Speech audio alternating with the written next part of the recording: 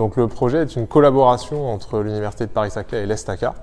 Donc on a eu des étudiants du Master 2 recherche en planétologie et des étudiants de l'ESTACA spécialisés en ingénierie spatiale qui nous ont présenté aujourd'hui des réponses à appel d'offres étudiantes pour une mission d'exploration spatiale du système solaire.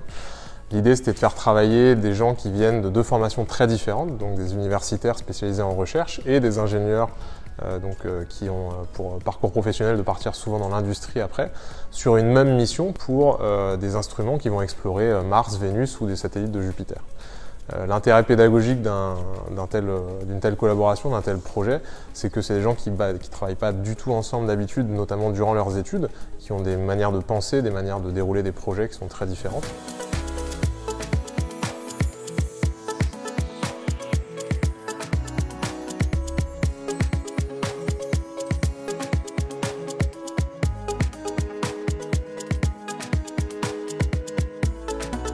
Donc ce projet a été très formateur sur un plan humain et sur un plan technique. Donc déjà sur le plan technique, c'est très complémentaire sur la formation qu'on a actuellement en 4e année à l'ESTACA. Donc ça correspond bien au cours qu'on a actuellement. Sur le plan humain, c'était l'opportunité de travailler avec 7 personnes très différentes et ça a été vraiment une opportunité incroyable. On a travaillé avec beaucoup d'outils en fait, parce qu'on se rend compte que finalement travailler avec 8 personnes en même temps, c'est quelque chose de très compliqué. Toutes les personnalités sont différentes et c'est vraiment important de pouvoir cadrer l'avancement du projet. Donc on a utilisé des outils comme Slack, Messenger, Trello et des Gantt.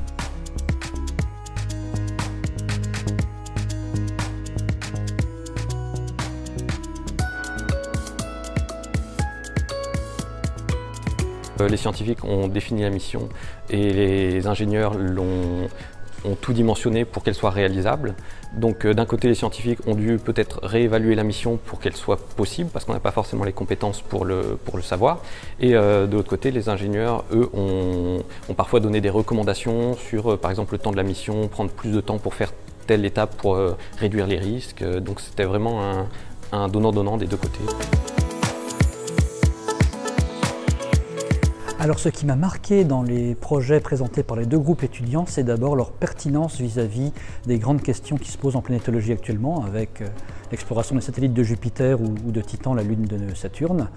Et je trouve que ça augure extrêmement bien de leur avenir professionnel, parce que la maturité scientifique et technique des réponses qu'ils ont apportées aux questions qu'ils se posaient était tout à fait remarquable pour des étudiants qui sont à l'aube de leur carrière professionnelle. C'est la 4e année maintenant qu'on fait cette collaboration et qu'on a la chance d'avoir des soutenances de très bonne qualité comme on a pu avoir aujourd'hui.